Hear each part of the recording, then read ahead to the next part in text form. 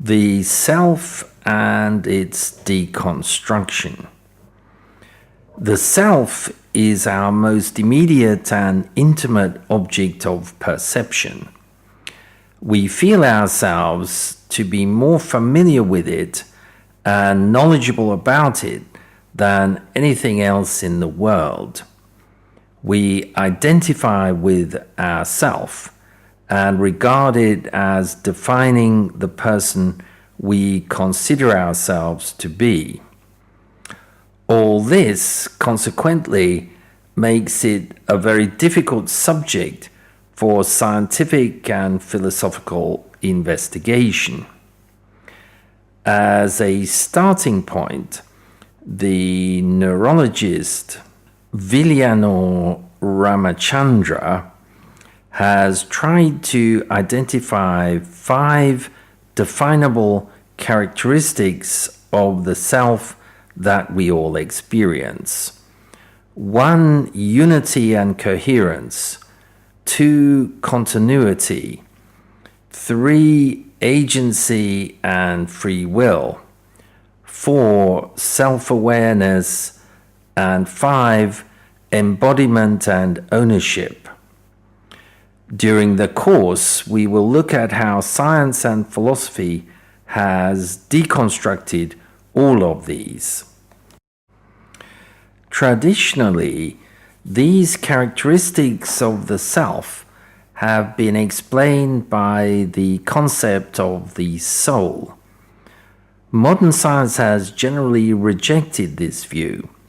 For example, Daniel Dennett insists that, quote, selves are not soul pearls, but social artifacts, end quote.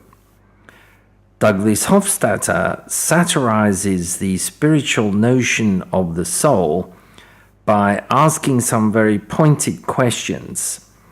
He says, does the whole human body, or just the brain, or just a part of the brain, possess soul consciousness?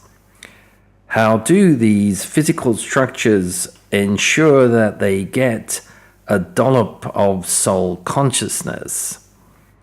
How does soul consciousness know how to do this? What kind of glue is used to attach the soul? Can the glue wear out, causing consciousness to fall off?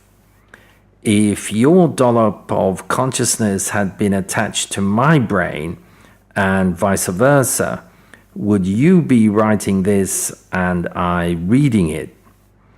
Such questions have led many researchers to predict the complete demise of what Gilbert Ryle called the ghost in the machine.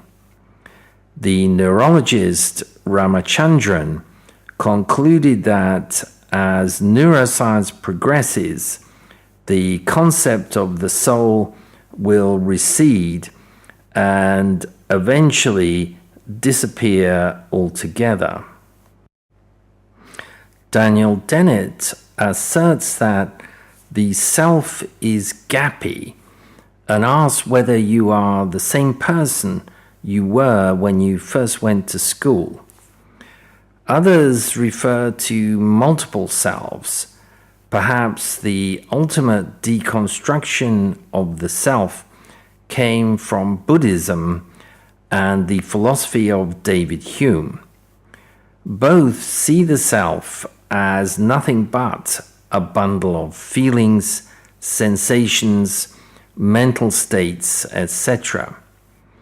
For Hume, the self was an illusion based on a sequence of similar ideas of successive instants in time. For Buddhists, it is the continuity of the pattern of habits accumulated through ontogeny and phylogeny. Rodolfo Linus summarizes all this by saying, the self is, like Uncle Sam, a useful symbol, but not a real person, end quote. Robert Ornstein dismisses our sense of self-consistency as an illusion. We are not the same person from moment to moment. We restrict information as to why we act wildly differently in special situations. We maintain a constant illusion of our personal unity and stability, but we're wrong. We are neither consistent nor stable. Derek Parfit uses a club as a metaphor for the self. Over time, members may come and go, but the club remains. It's not a physical thing. It's the sum total of the individual members. Likewise, the self is just the sum total of all an individual's various faculties, modules, properties, and experiences. So there's no one real self. Dennett describes the self as merely the center of narrative gravity, i.e., simply a convenient fiction to summarize a person's behavior, feelings, and thoughts. Ornstein says that we assume our minds are more stable, more complete than they are. Individuals think they are rational, and philosophers think they are consistent. We are blinded by our own nature. Benjamin Libet's work in the 1970s was meant to demonstrate that the unconscious electrical processes in the brain, known as readiness potentials, precede conscious decisions. However, Libet's actual results indicated that unconscious processes in the brain may be the real initiators of volitional acts, and that free will therefore plays no part. Libet, however, suggested that free will may, nevertheless, have a part to play in suppressing or withholding certain acts instigated by the unconscious. However, Libet's work indicates that consciousness has only a 100 to 150 milliseconds window within which to exercise this veto over action. Tor Noretranders says that, quote, "If we take Libet's findings seriously, these show quite clearly that the conscious I does not initiate our actions. The I may think it is doing the acting, but this is an illusion. The I is merely a piece of will-less driftwood, an innocent victim of wind and weather, and what is more, a piece of driftwood that constantly reassures itself, I am keeping my course." End quote. Thomas Nagel, in conclusion, comments that our brains have free will, but we don't. End quote. Free will is often seen as an essential component of the self. But is this an illusion? Daniel Wegner argues that it is, but in a rather complex way. He observes that we all have an acute conscious experience of willing. We feel that we cause ourselves to behave. These feelings around the exercise of will, Wegner suggests, provide a sort of inner oomph which authenticates that an action has been freely willed. In this traditional view of the will, actions are seen as flowing seamlessly from the conscious exertion of an innate power. The will can cause actions, but nothing causes the will. In the view of many, this means that no scientific study or explanation of the will is possible.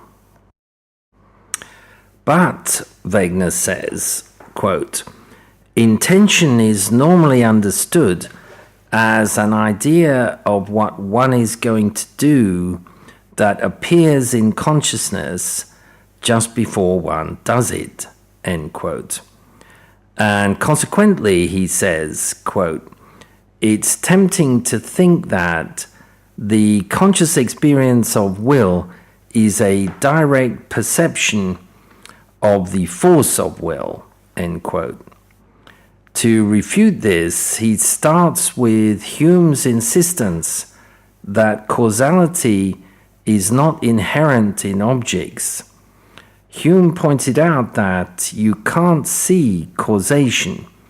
You can only infer it from the constant relation between cause and effect.